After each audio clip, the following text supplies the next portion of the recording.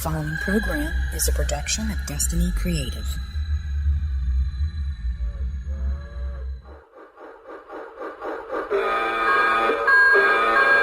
Are you ready?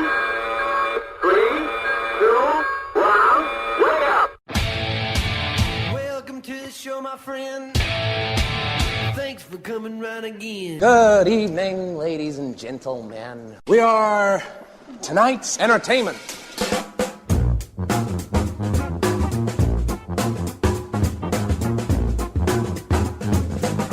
Okay, everybody ready?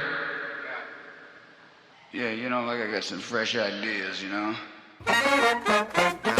All right, what's shaking, cats and kittens? Welcome to the OKC show. We are happy to be with you once again.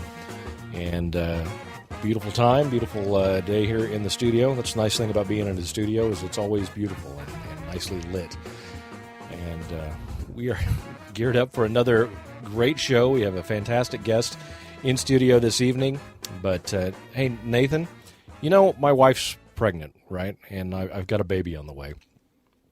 And one of these days, ladies and gentlemen, we're going to get Nathan a microphone so he can actually talk back to me. But for the time being, I'll just talk and have to relay if he says anything that is, words of wisdom. Anyway, my wife's pregnant. We're having a baby. My first baby. And I did not realize the sheer excitement and terror that came together in one fell swoop with this whole process. And we're getting down to the end. We're at the last couple of months. And I've never really been around babies that much. Nate, you know this. So we go over to some friend's house the other night, and there's some people there, and somebody's there, and they have a couple of babies. And so, everybody's like, oh, look at the babies, look at the babies. It's a whole, all the women wanting to hold the baby, look at the baby, laugh at the baby. And, of course, because I'm, the new expectant dad, oh, Jason, don't you want to look at the baby? Don't you want to hold the baby? No, it's not my baby. I don't want to break it. So ultimately, the baby's hanging out, other people are holding it, and he spits up. So I'm like, do they all do this? Because can you not get some sort of plugs to keep that from happening?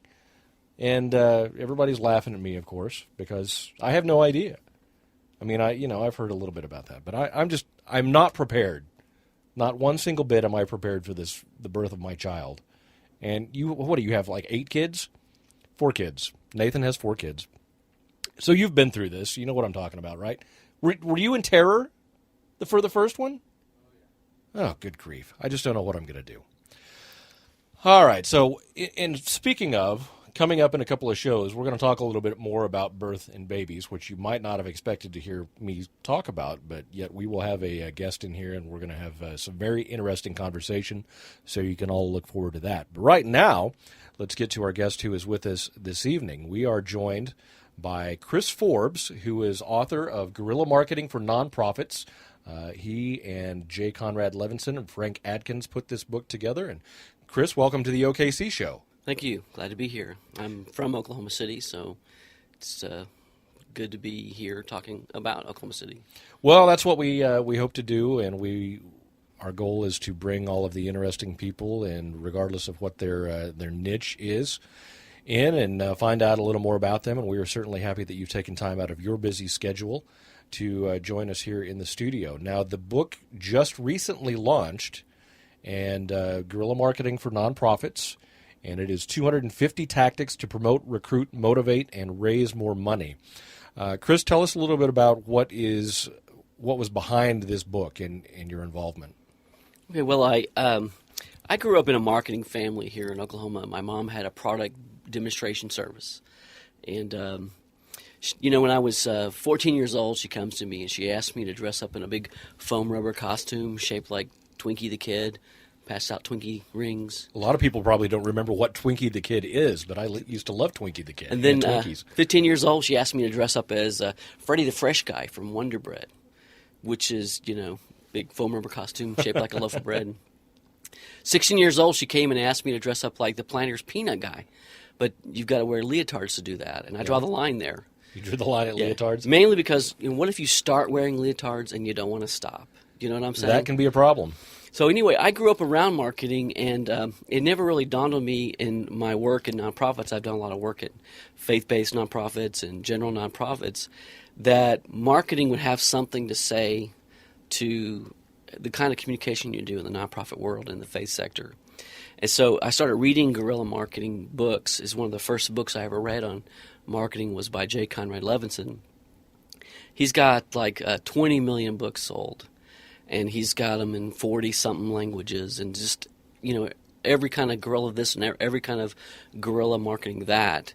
But there never was a guerrilla marketing for nonprofits, which seemed ideal for me. Guerrilla marketing is about marketing when you don't have a lot of money, and when you don't have money, you're using time, energy, imagination, and information. Just like in warfare, a guerrilla, the Spanish word for a warrior who doesn't have a lot of assets, has to figure out a strategy. And so, now I have to stop you right there. Yeah. With your background as Twinkie the Kid and the Planters Peanut Guy, one would think that guerrilla marketing would mean that you're standing out on the curb in a gorilla suit.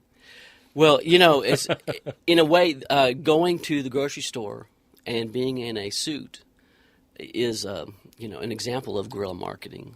Another thing, frozen pizza in Oklahoma City. I remember when I was a kid, frozen pizza was being introduced to the market. And those ladies with the grocery stores with the free samples of pizza, the people from the pizza place knew that if you could be in the store, Thursday through Saturday for a month, you could see about 100% of the people in that store.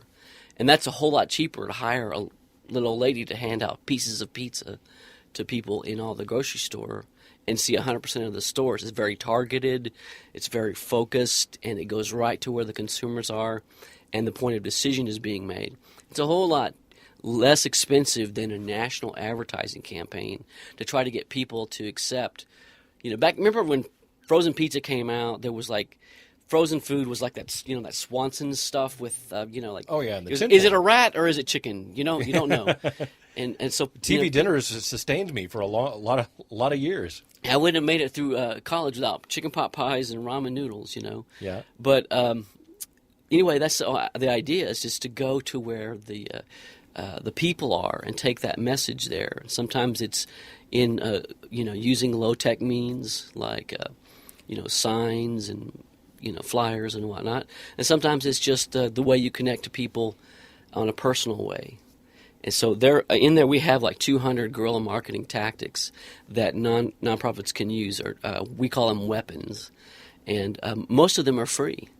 So you could just you open up the book and say, I want to get the word out about my nonprofit and what we're doing, or I want to raise awareness of my message.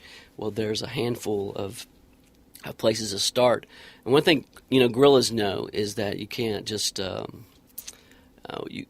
you can't just think of one medium and just use it over and over again. You really need a combination of things. So that's why we have a litany of resources, or an arsenal of resources for you discussed in the book.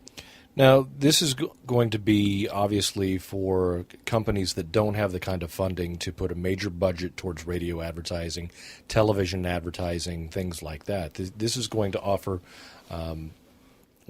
people like the OKC show, alternatives to big budget advertising. Right, you're going in this show. You're going straight for the audience and appealing to their interests and needs, and you're not waiting around for a big radio station or whatever to catch. You're going to take that message to the audience, and so it's not trying to be the most. Like it's using imagination is what J. Conrad Levinson would call it. Imagination is not being the most creative.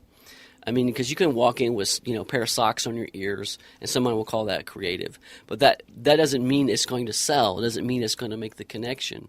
And a lot of times people get focused on if my art looked better, if I had snazzier ads or more creativity, maybe we could make more sales. But art doesn't always sell. Take Vincent van Gogh. I mean, he was a great painter, but he was, notoriously bad at selling his art. And I mean, he wasn't all that bright either. I mean, he once cut off his ear to show a girl how much he loved her. I mean, that should be in your. That's not in the marketing playbook. That's the last thing you want to try. Right. And so the idea of using resources that are available to you in a creative way, you can narrow your focus. In Oklahoma City, if you're trying to market your message, you need to know more about the market. You need to know more about the opportunities. You network with the other people using social media. You can blog. You can put your message out there, and it won't be too long before the world knows about you. There are several great things going on around here in Oklahoma City that are like the Retro Metro. Right. That's a classic. They have some traditional approaches, but then they also have guerrilla approaches, and they've used, rather than going and buying ads and putting a lot of magazines and such out there, they're getting a lot of publicity because of their approach. Yeah, and for those of you that are listening and may not be aware, I think the website is Retro Metro OKC. We'll have to double check that. I think it's like retrometrookc.org. Yeah, but they have photos and information, from the history of Oklahoma City and lots of cool stuff on there. So if you get a chance, check that out. Maybe we need to get those folks in here too, Nathan, and have them on the show sometime and talk a little bit about that. But let's back up a little bit, Chris, and talk about how you go from Twinkie the Kid to graduating from University of Central Oklahoma with a degree in communications and languages, and then on to Southwestern Baptist Theological Seminary for a master's in divinity and theological studies. What prompted that move, and then how do you take that background and get into the marketing world? Obviously, since your mom was there, but what possessed you to keep going with that and work on the nonprofit side? Well, I've always had a heart for people from cross-cultural ministry. Was the ministry that I had when I was at University of Central Oklahoma. I got involved in the Baptist Student Union there, and we went to I had a mission trip to Mississippi, and I worked with sailors. And I just really enjoyed that ministry experience and felt called to do that. And so I went and got involved with international students, and then later I was associate pastor in a Chinese church in Houston, Texas. That's when I was finishing my degree via extension at Southwestern Seminary. And then I went. I was appointed to be a missionary for the International Mission Board in Spain.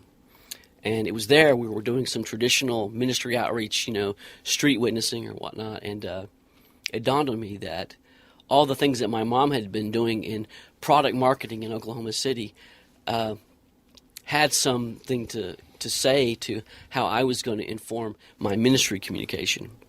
So I started doing ministry communication using marketing tactics, and then reading up on those, like Jay Conrad and others, and then became a media strategist for the International Mission Board, and worked in Richmond for a while, and then came back here, as all Okies should.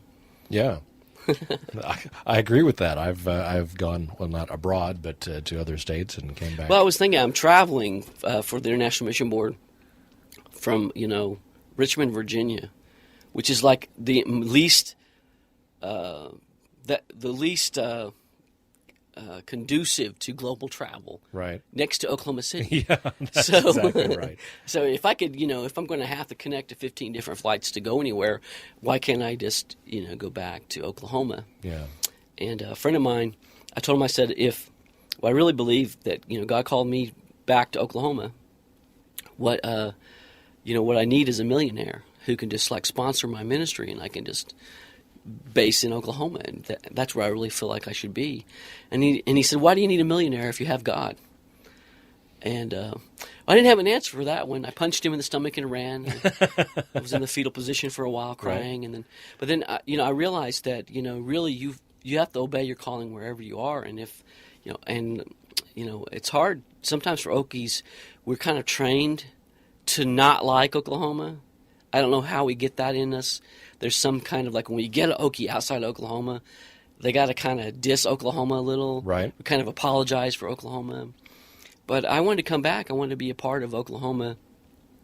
And And, the door's open for other kinds of work. I believe that, I'm called as a disciple to be salt and light and wherever I go, and to follow God's lead. And, this opportunity to do general nonprofit work fits my calling to serve humanity in addition to bringing the gospel. I'm involved in all these things, and I can do that from Oklahoma. I don't have to catch a groom transport from, Midlothian, Virginia, to travel to get to do it. Good. Talk a little bit about this book. I mean, obviously it had to be a great honor for you. I mean, you had read the original guerrilla marketing book that J. Conrad Levinson had written, and then to be able to co-author a new book with him and bring your imagination and ideas to that text had to be a special experience for you. Yeah, it's like. And for those of you that are just tuning in, but we do need to apologize. Chris is on the backside of a cold, and so if he sounds a little funky and coughs every now and then, we're healing him up here as much as we can. Beg your pardon. Well, working with Jay was kind of like working with Willie Mays or some famous NBA player or whatever. I've read his books. He's got like 50 or 60 books, and I have probably half of them. And so, in a way, I tried to pick up in my part of the book as much as I could of Jay's voice. But, I mean, what a great blessing to be able to plagiarize broadly from one of the great minds of marketing and then, put your name on it. And also working with Frank Atkins, who's a seasoned guerrilla marketing instructor as well. So working together, it's been a thrill. And, Jay's a very good man and very kind and constructive, in giving feedback. And so what kind of things did you, I mean, obviously you'd read a ton of his books and picked up a lot of his ideas and influences, but being able to be with him, to communicate with him on a one-on-one basis, what more did you learn from that experience? I think I learned his focus from communicating with him, connecting with him, that Jay has been saying the same things from 1984 or 3 or whenever his first book came out. But he's been iterating it and explaining it and contextualizing it all these years. And now, like Jay has, guerrilla marketing for nonprofits, guerrilla marketing social media, guerrilla marketing going green. And he works with a variety of people who are of different personalities. They all kind of, blend in with Jay's voice and put that together. I mean, I in with Jay's voice and put that together. I mean, I don't really, honestly, I'm afraid to guess how old Jay is, but I know he's, at least in his 70s, mm-hmm. and he's still going strong. I think his tenacity is something I want to imitate. I want to be still doing what I'm doing and loving what I'm doing when I'm 75 or 80 or however. Well, I think we all hope we can be doing that and having that kind of experience. Yeah, I don't want to taper off, Yeah. Let's talk about some of the key points of the book for people that have not yet picked up the book. What are they going to get out of it if they're looking to market their business or their nonprofit organization? What are some of the top key points that you want to stress? They're going to learn how to adopt a personality that is more like a gorilla. And again, when you say gorilla, it's not a monkey, it's a warrior. Sort of like action figures are not dolls. Right. Anyway, so a gorilla is someone who has a certain mindset. He has to. He doesn't have all the assets. He doesn't have the conventional army and arsenal that an army has. He doesn't have all the technology and all the money, like huge marketing companies that are out there have tons of money, to throw at. They can have a bad idea and they can try stuff like New Coke and it flop, and then they still come back out on top because they have billions of dollars. But small businesses and small nonprofits, and most nonprofits are small, don't have the kind of money to experiment with, just throwing out an idea or two. So these are things that you can do, that you can be active in marketing, that can make you effective without having to spend all the money, without having to learn from all those. And we'll give Chris just a moment here to cleanse his, well, not really cleanse his palate, but wet his whistle, if you will. And I beg your pardon. Are you all right? All right. Okay. Yeah. You don't have to learn to make all the mistakes. Gorillas use psychology. They understand psychology, how people think.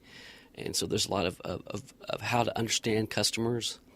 And for nonprofits, even if you don't like thinking of people that you're trying to reach as customers, they're customers anyway. They are, we show you how marketing fits in the nonprofit realm, how it fits in the faith-based realm, and without compromising your message and staying true to who you are, you can still learn how to get to know people, learn their needs, link your message to solutions that are appealing to them, and interact with them in an ongoing, active process that brings about sustainable change. And so marketing is not just a start and stop process that you try a few things here and then you stop for a while, then you try a few more things later. It's a continual process, a continual learning, and we walk you through the weapons of guerrilla marketing, how to understand the customers. We have a profile of all the generations that are now in the marketplace right now, of all the adult generations, from silent generation, baby boomers, Generation X, millennials. I've got in there how to use publicity, how to make your publicity more interesting. A great way to make the news is to be newsworthy, and we try to show you how to be newsworthy and how to make something that might not be newsworthy more entertaining.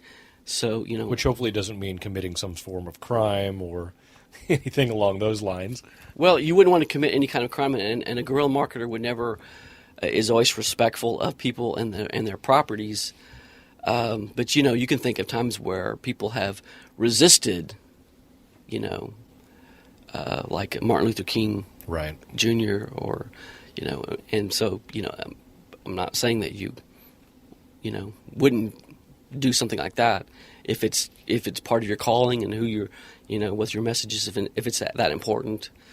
But guerrillas don't deface property and don't take don't scare don't take people. the guerrilla aspect too literally. Yeah, a guerrilla is not attacking people with things they don't want to hear. Guerrillas use permission marketing. People anticipate your communication. They're looking forward to it because they trust you. Like, no one is going to force feed the OKC show on anybody that I know of. Right. Okay. I mean, unless you're going to pipe it into like the ICU ward at Baptist Hospital or whatever. Nathan, make a note of that. Take a note. If you don't do that, people are going to have to give you permission, and they're going to be looking forward to that communication. And if they're pleased with what they are finding here, they'll be an evangelist for you, and they'll be taking that message and spreading it everywhere. Yeah. What do you think about the state of advertising today? And it seems to me, I mean, the changes just over the last 10 years in advertising with the onset of social media, the Facebook, the Twitter, LinkedIn, all of those avenues. But, I mean, advertisers and marketing companies really have to take a different approach than what they used to, because it generally was all about big money, advertising. If you had $1 million to throw at the Super Bowl, you were absolutely going to do that because, that's where the market was. But now, I mean, you're even seeing Fortune 500 companies that are getting involved in social media because they have to at this point. I think the mistake that people are making in social media is traditional advertisers are still seeing it as a place to broadcast. And social media is not a place. It's a place for relationships. It's a place to connect with people and have two-way conversations. People want to interact with even products as crazy as macaroni and cheese, people have feelings about those things, and life stories that go with those things, and they want to talk about their experiences and they want to connect. But if you're always just using it as a channel to communicate, I know, like, say, in some of these political campaigns, I've noticed that people will use social media. They think, well, if I just amass a huge number of people in my, my social network, then I really will have achieved something. But if you go look on the Twitter list of some of the candidates, there are people from all over the planet, anywhere else but Oklahoma, and they're not learning how to connect with people and to communicate. Social media is a great tool because it's also a research. It's a way to, now the conversation is coming back your way, and it's time to listen. And I think that's the problem with social media. When people look at it as just a broadcast medium, broadcasting in the sense of just one way is not what's new about communication right now. Not what is new about marketing right now. Is there anybody that you feel is doing a really good job that you can look out there, that there is a national company or what we would consider a big advertiser that is utilizing social media on the way that they should? Wow. And if the answer is no, then the answer is no. But well, I didn't come with an answer like that, but I think that's a great thing about if you this look show. at one of the things you can do to study, like if you want to know what's viral in media, study what people send you, and try to figure out why people forwarded that, and then furthermore, study what you send to people and what in the world was up with you sending that. It somehow enhanced the relationship. You thought it was funny. Your friend thought it would be good. You learn from those viral media. You can also learn from the people that are like some of the better, like the guys who run like Mashable and these other websites. You can see how they interact with people. They're not so far away. If you wanted to have a conversation with, say, Guy Kawasaki or whatever, you could. I've had a conversation with him, not, like sitting down in the room, but I've sent something and got something in reply on email before, and also on responding on his. And you think, yeah, this guy's got like 80,000 or however many followers, and he still can respond. It's a matter of making time. And, since you're not going to be spending a lot of money on Twitter, you might as well, make use of your time. Invest the time, yeah. Absolutely. And obviously it's worked out well for you. It's worked out well for us in that we were able to get you onto the show through our Twitter relationship between both Nathan and myself and connecting with you. And but how has it worked out for you in the promotion of the book and getting your message out in what you do with other clients as well? The book has been out since July 2nd, so it's still very, very new. I was able to use a guerrilla marketing tactic to get my message out before using an ebook called Facebook for Pastors. And I had, over the course of a couple of years, about 140,000 downloads. That just little ebook that I spent, it's a 32-page, white paper that I wrote with a nice graphics, has taken me on, and I've been interviewed on radio. It's been in, magazines. It's been on newspapers and blogs and whatnot. Social media, you can push your word out in getting connected with people. What I've done here with the Guerrilla Marketing for Nonprofits is I've tried to leverage those networks that I have existing before to try to raise awareness about this book. And it takes a while to build a network. And, my Facebook fan page is not the largest group that I have. It's like 300-something people. But we have a growing relationship. We're trying to get to know each other. People can ask me questions. I can talk. Had interviews and other opportunities come about because of it. Mm-hmm. People contact me on Facebook to do a presentation. Yeah. Well, obviously, the book looks very interesting. A lot of good information here.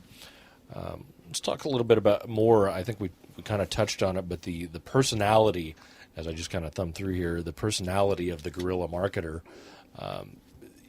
We talked a little bit about the advertising and the way people approach that, but it comes with a change in mindset to be able to kind of walk down the road with you to be able to accomplish these things.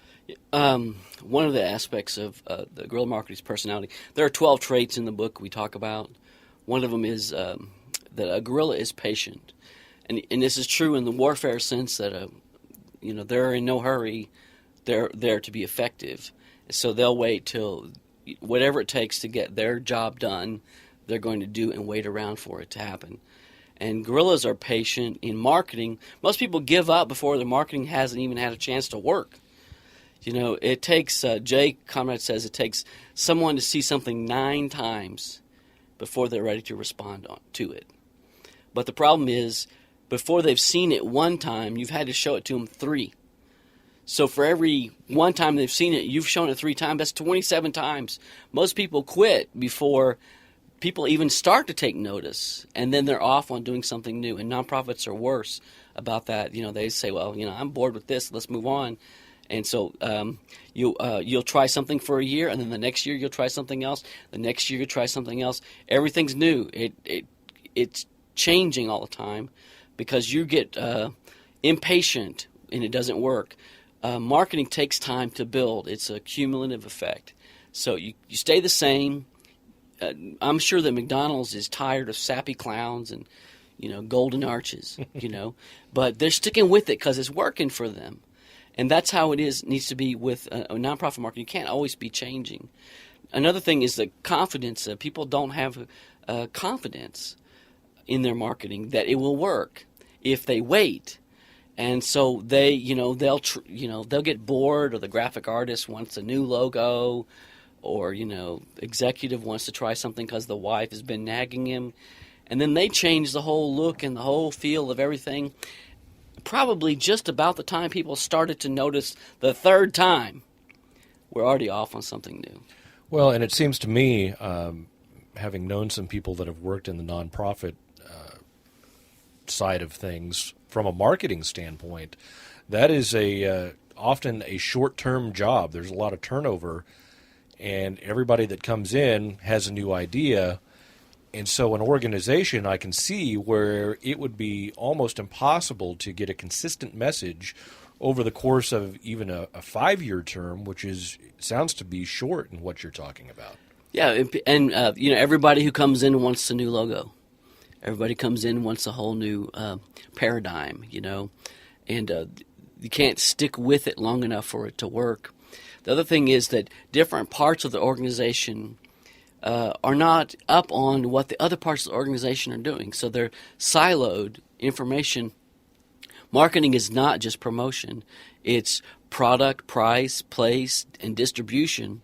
It's got more than just promotion involved in it. And so every aspect of everything that you're doing has to be integrated into great product and into a great message. And so when you go to McDonald's, you're getting not just and interacting with their advertising, because if they promise something and they don't deliver it, they're breaking their promise that their advertising is sending. So that's why when we go to McDonald's and it's not fresh, or it's not on time, whatever, it bothers us. That's why whenever people open that new Coke, they were like, "Will new Coke, will it burn my throat, like it's supposed to?" They didn't know, and so you changed on me. You altered your message.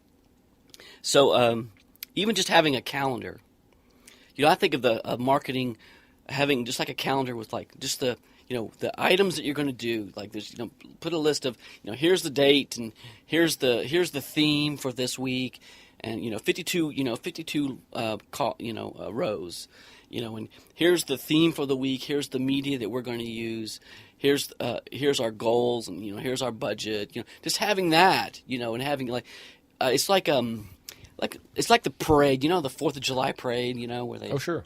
I love the balloons, and I love the marching band, and I like the Shriners. The little and, cars. and the little, and the little mini dune buggies. Where do they get Yeah. those mini dune buggies? Is there like a dealership somewhere? I think there used to be, not so much anymore. I want to know where they get the little bowling pins myself. You just walk in and say, "Hey, I'm looking for something with a lot less leg room." Exactly. So, yeah, where do you get all these? Anyway, the calendar. There's a parade going by in your nonprofit. It's the calendar, and so like the Macy's Thanksgiving Day Parade. Every event floats by, and you look at it. And go, oh, that's a nice one, or oh, I like that. Oh, that one's not so good, and then you see the Santa Claus float, and the parade is almost over till next year. What every nonprofit needs is to back up and have a parade master. What are we doing? Take for a church. If a church has Vacation Bible School, what is Vacation Bible School doing? How does it fit in the grand scheme of things? Or is this something that you do every year and it's just like an isolated event? It is the number one way that a local church can identify new people in the community who are interested in church. And people, don't realize that. Mm-hmm.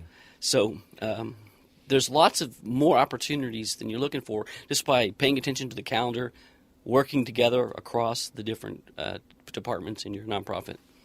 When you have to come in to an organization, kind of what we talked about a moment ago, an organization that has had a lot of different marketers, come through the ranks, they've changed logos every time somebody new's come through the door, and obviously you do some consulting, you come in, and how do you deal with that situation and say, look, you have to have a long-term plan, or what do you say there? Yeah, it's always the 3-ring binder that's on the shelf in the executive director's office, of the brilliant marketing plan that never saw the light of day, and that's the guerrilla marketing trait of being active, to take action. There's so many people that are just like in the nonprofit world, it's either an academic exercise. And you in nonprofit, you meet so many PhDs and, some of the smartest people you ever meet are in nonprofit work. But they're inactive. They're inert. They're not doing anything. And same goes for people that always starting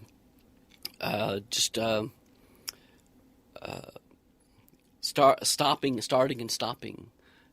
They're not keeping that activity. Most of the plans that nonprofits start would work if they would just be consistent and do them. It's the fundamentals. The number one problem most nonprofits don't know they have is a follow-up problem. They don't follow up on people. They spend all their time trying to find new people and connect with them and identify new donors and woo them over, and then they proceed to ignore them to death. Just like most businesses, about 68% of businesses ignore their customers. So you get them in the door, and then you forget they're there. You forget they're there.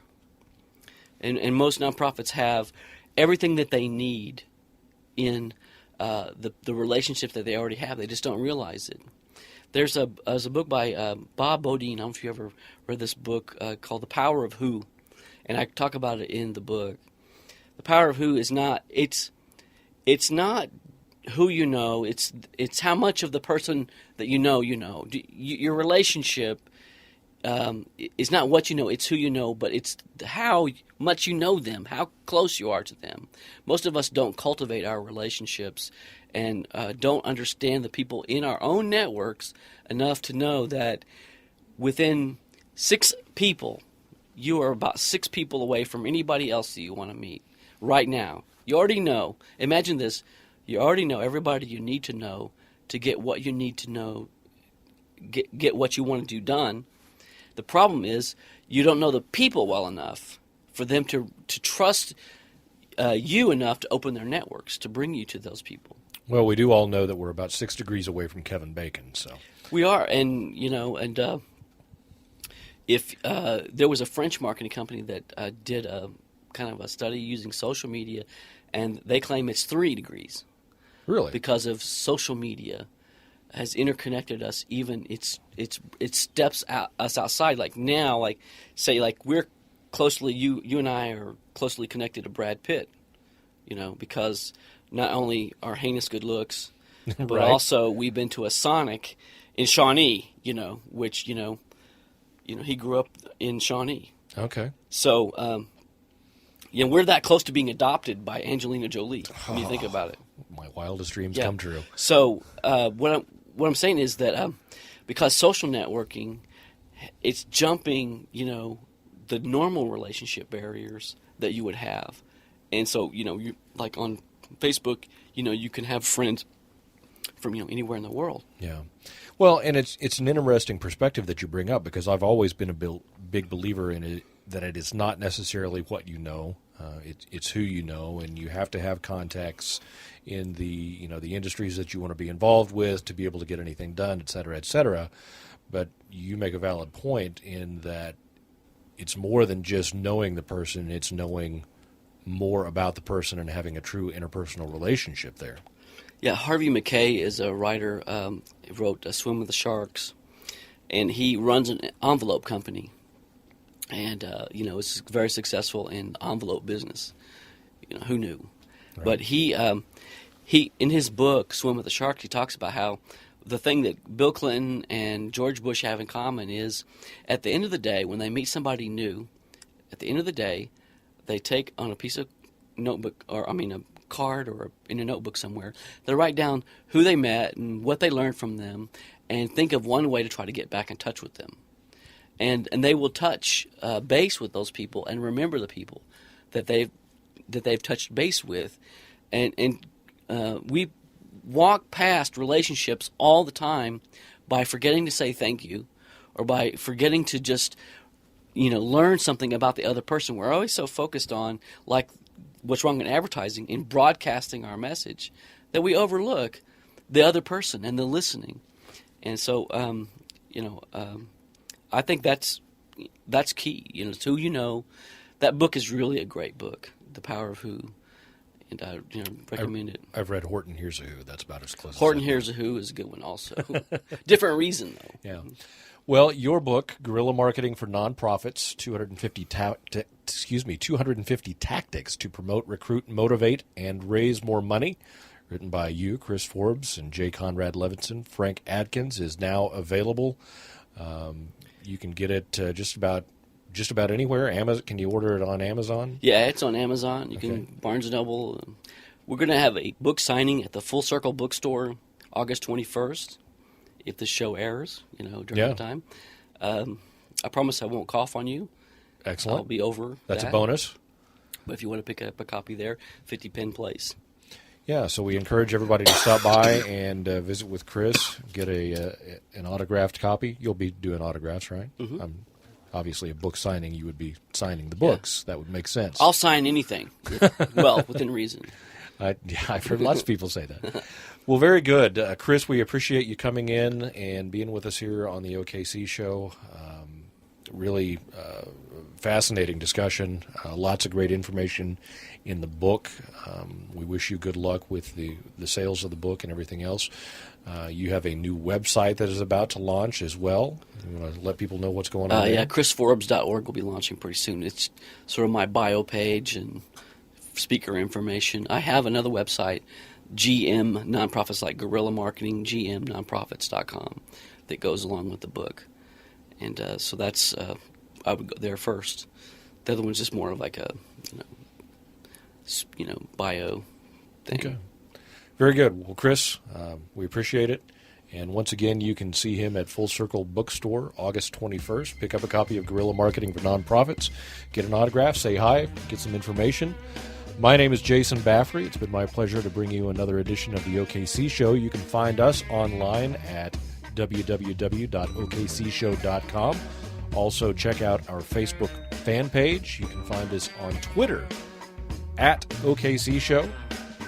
And check it out. So on behalf of Nathan Davis, the world's greatest producer, I'm Jason Baffrey. We are out of here.